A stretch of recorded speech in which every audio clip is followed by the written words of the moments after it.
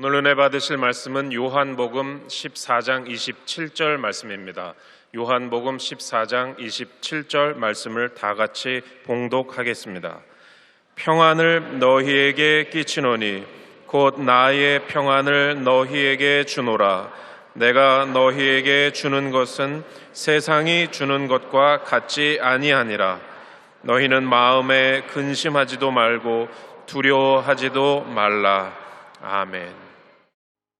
사사기를 보면 이스라엘이 미디안의 침공을 받았을 때 하나님께서 기드온을 사사로 세우셨습니다. 그래서 기드온이 백성들 중에서 싸움에 나갈 자를 모집했는데 32,000명이 싸우러 갔다고 나온 것입니다. 그런데 하나님께서는 두려워 떠는 자는 돌아가라고 말씀하셨습니다. 가슴 속에 두려움과 불안이 가득한 사람은 어떤 싸움에도 이길 수가 없기 때문입니다. 인간을 삶을 파괴시키는 무서운 감정이 몇 가지가 있는데 그중 하나가 두려움과 불안입니다. 우리는 매일같이 크고 작은 두려움의 공격을 받습니다. 두려움의 종류는 헤아릴 수 없이 많지요. 질병에 대한 두려움, 실패에 대한 두려움, 인정받지 못할까 하는 두려움, 버림당할까 하는 두려움, 수많은 두려움이 있습니다. 이러한 두려움을 크고 적든 간에 파괴력을 가지고 있습니다. 두려움이 어떤 것인지 이것이 오랫동안 마음을 점령하게 되면 그 삶이 파괴되고 황폐하게 되는 것입니다. 그런데 두려움과 불안은 근본적으로 마귀가 주는 것입니다. 아담의 죄로 말미암아 마귀가 인간의 마음을 점령했기 때문에 인간의 마음 속에 두려움이 들어온 것입니다. 아담이 하나님과 함께 있을 때에는 두려움이나 불안이 전혀 없었습니다. 가슴 속에 평안이 넘쳤던 것입니다. 그런데 하나님을 반역하고 나자 아담의 마음에 두려움이 가득 찼습니다. 그래서 하나님이 부르셨을 때 동산나무 사이에 숨어서 내가 동산에서 하나님의 소리를 듣고 내가 벗었으므로 두려워하여 숨었나이다 라고 대답했던 것입니다. 오늘날 수많은 사람들이 두려움과 불안 속에서 하루하루를 살아가고 있습니다. 내가 오는 편지 중에 두려움에 떠는 사람들이 하소연한 것을 자주 봅니다. 그들은 앉아서도 두렵고 서서도 두렵습니다. 일이 안 돼도 두렵고 일이 잘 돼도 두렵습니다. 불행이 다가올 것이라는 생각 때문에 두려움이 떠나지 않는 것입니다. 이것은 이유 없는 두려움인데 하나님이 주신 두려움이 아닙니다.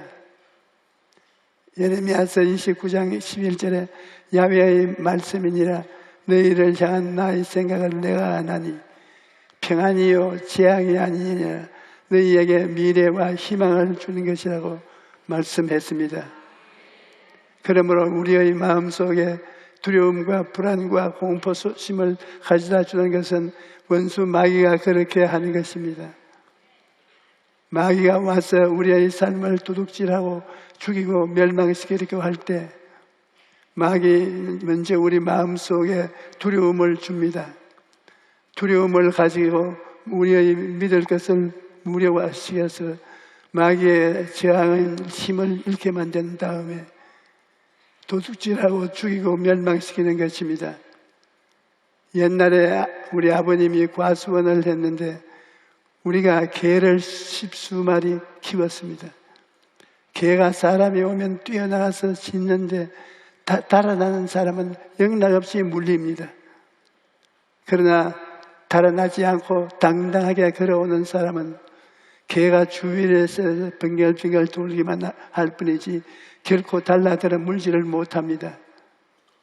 사람이 두려워하면 그 두려움이 파장을 개가 느끼고 두려워하는 사람을 물고 짖는 것입니다. 마찬가지로 우리 마음속에 두려움이 가득하면 마귀가 와서 물고 짖는 것입니다.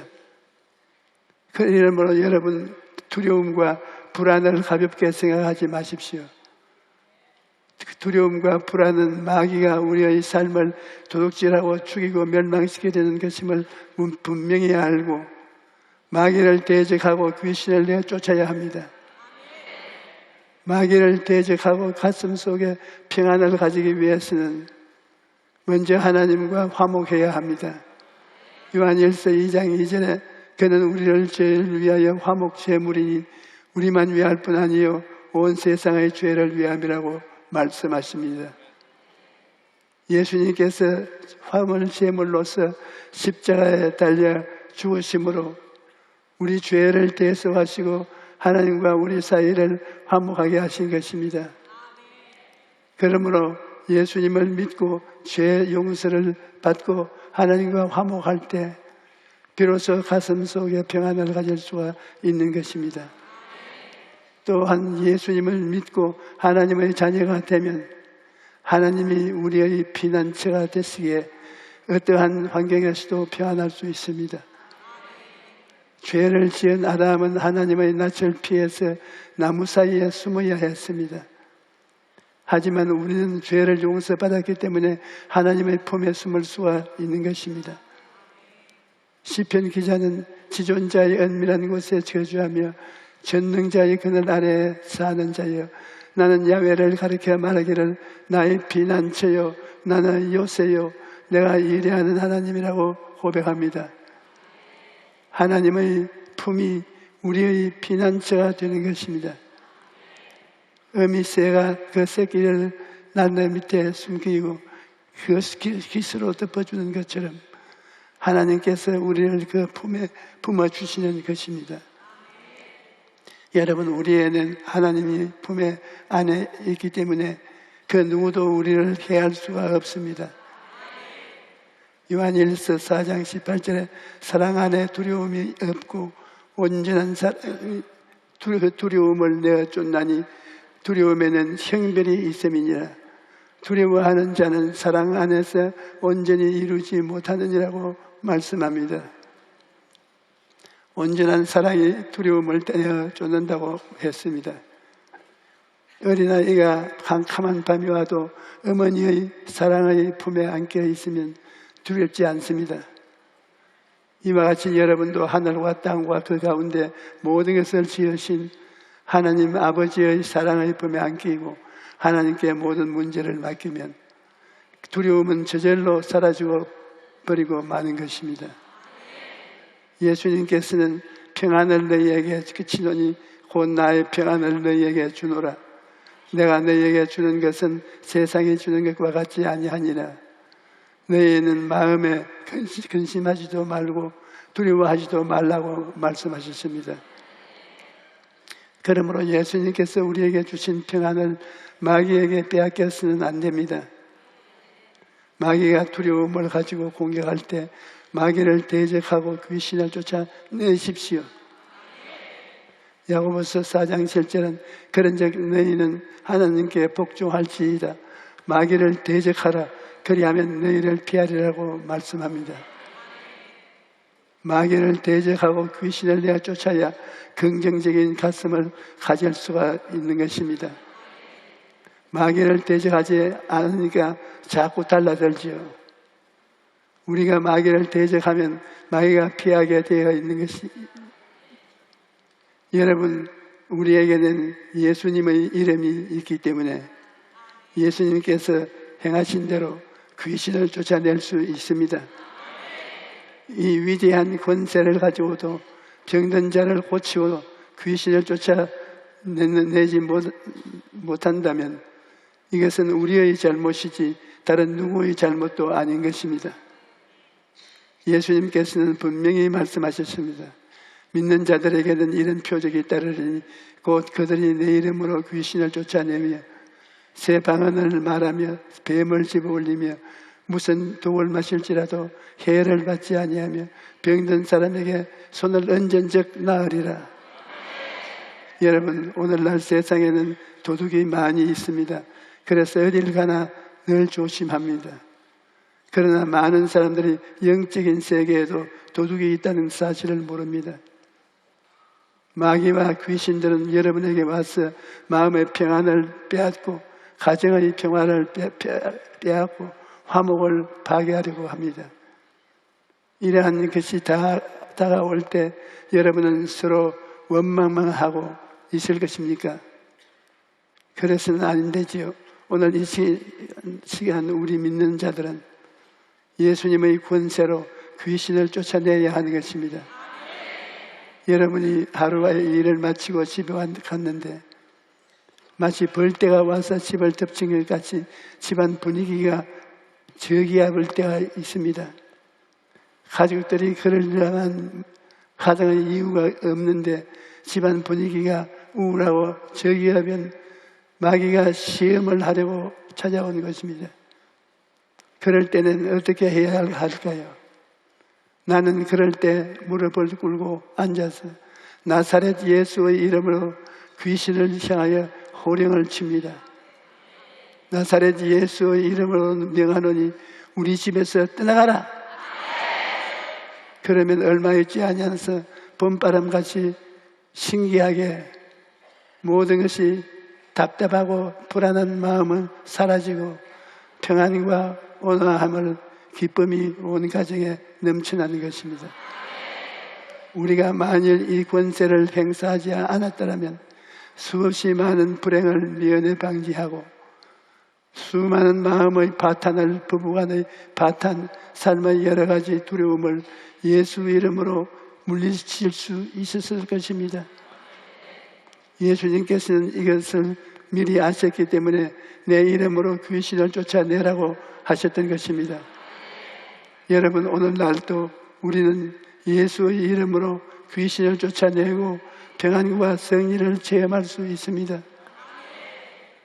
여러분께서 예수님 십자가에 죽으시고 부활하심으로 우리에게 평안을 주셨습니다. 그러므로 이제 우리는 부정적인 생각은 다 버리고 꿈과 희망을 가지고 살아야 합니다. 예수님을 믿는 사람은 어떠한 처지에서도 희망을 가지고 살아갈 수 있습니다. 예전에 내가 편지 한 통을 받았는데 어떤 부부가 보낸 편지였습니다. 그 남편이 큰 회사를 경영하고 있었는데 그만 회사가 빚더미 위에 올라앉게 되었습니다. 그래서 그 부부는 절망하기를 거부하고 그때부터 기도하기 시작했습니다. 그런데 한 달이 지나고 두 달이 지나고 1년이 지나도 하나님의 응답이 없었습니다. 생활은 점점 더 절망적이 되어서 더 이상 살아갈 길이 막막한 지경이 되었습니다. 하지만 그 부부는 그토록 절망적인 상황에도 절망하기를 거부하고 좋으신 하나님에게 대한 기대를 저버리지 않았습니다.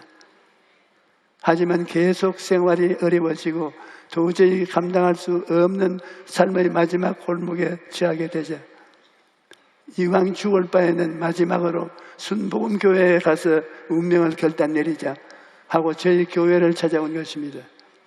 그들은 나를 보자 눈물을 흘리면서 목사님 한 번만 기도해 주시면 우리 운명이 바뀔 수 믿습니다.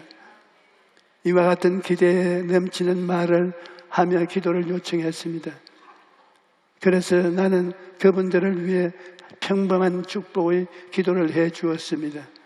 그런데 나중에 그 편지에 보니까 그때 내 기도 소리는 하나도 안 들리고 예수님의 차랑차랑한 목소리의 이와 같은 말씀이 그의 영혼 속에 뚜렷이 들려오더랍니다. 사랑하는 아들아, 내가 오랫동안 잘 견딜 수 있었다. 견딜 수 없는 시련을 겪고도 낙심하지 않고 하나님에 대해 소망을 저버리지 않았으니 이제 내가 너에게 상을 주겠다. 예수님께서 성령으로 응답해 주신 것입니다. 그 후로 그들은 하나님이 함께 하신다는 부푼 꿈을 안고 있었는데 3일 만에 기적이 일어났습니다. 그들이 청하지도 않았는데 외국의 기업에서 자기 발로 걸어와서 30만 달러어치의 물건을 수출 계약을 맺고 갔다는 것입니다. 어려운 환경 속에서 절망하지 않고 좋으신 하나님을 바라보고 꿈과 믿음을 품었을 때 하나님께서 친히 역사하셨던 것입니다. 여러분도 죽음이 변하여 생명이 되고 눈물이 변하여 기쁨이 되고 절망이 변하여 소망이 되는 것을 꿈꾸십시오. 그러면 하나님께서 여러분의 꿈의 그릇도 반드시 채워주실 것입니다. 베드로전서 1장 3절에 우리 주 예수 그리스도의 아버지 하나님을 찬송하리로다. 그의 많으신 긍휼대로 예수 그리스도를 죽은 자 가운데서 부활하게 하심으로 말미암아 우리를 거듭나게 하사 산 소망이 있게 하시며 라고 말씀합니다. 예수님께서는 우리에게 살아있는 소망을 주셨습니다. 꺼져가는 소망도 아니고요, 죽어가는 소망도 아닙니다. 살아있는 소망을 우리에게 주신 것입니다. 이러므로 우리는 예수님을 바라보고 어떤 상황에서도 꿈과 희망을 붙잡아야 합니다. 여러분, 가슴 속에 꿈을 품고 늘 희망차고 긍정적인 말을 하십시오. 부정적인 말이나 절망적인 말을 하면 나도 희망을 잃어버리고 남도 희망을 잃게 되는 겁니다. 모든 일에는 좋은 것도 있고 나쁜 것도 있습니다. 잘 되는 것도 있고 못 되는 것도 있습니다. 축복받을 때도 있고 어려울 때도 있습니다. 그러나 나중에는 좋게 된다고 믿어야 합니다. 그렇기 때문에 예수 믿는 사람은 결코 절망할 수 없습니다. 지난 60년의 목회를 되돌아보면 하나님은 나에게 늘 희망의 전도자가 되라고 말씀해 주셨습니다. 내가 처음 목회를 시작할 때 우리나라는 가난하고 헐벗고 굶주린 사람들이 대부분이었습니다. 특히 우리 교회 성도들은 삶의 희망을 잃고 절망하여 인생을 포기한 사람들이 대다수였습니다. 지방에서 서울로 올라왔다가 못 살겠다 변두리로 쫓겨난 사람들이 오도 가도 못하고 절망 가운데 있을 때 희망을 주는 교회로 모여든 것입니다. 그 성도들이 하나님의 사랑을 깨닫고 구원받아 변화되고 기적을 체험하고 꿈과 희망을 붙잡고 오늘날의 여의도 순복음교회를 만든 것입니다. 여러분, 절망에서 사람들에게 절실히 필요한 것은 희망입니다. 그래서 나는 희망의 메시지를 힘차게 선포하였고 성도들은 가슴 속에 희망을 안고 무에서 유를 창조하는 기적을 체험하게 되었던 것입니다. 여러분, 우리가 가슴 속에 꿈과 희망과 평안을 품고 살아가기 위해서는 항상 십자가 대속의 은혜를 생각해야 됩니다. 예수님의 십자가 바라보고 의지하면 용서와 의를 얻을 수 있습니다.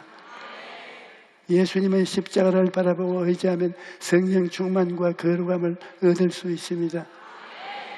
또 십자가를 바라보면 마음의 병과 육체의 병에서 해방될 수 있습니다. 뿐만 아니라 저주와 가난이 청산되고 아브라함의 복을 받으며 부활과 영생 천국을 얻게 되는 것입니다. 오늘 오신 여러분 모두가 예수님의 생명을 얻되 넘치게 얻고 예수님이 주시는 평안을 가슴에 품고 두려움을 이기고 담대하게 나아가기를 주님의 이름으로 축원합니다. 할렐루야.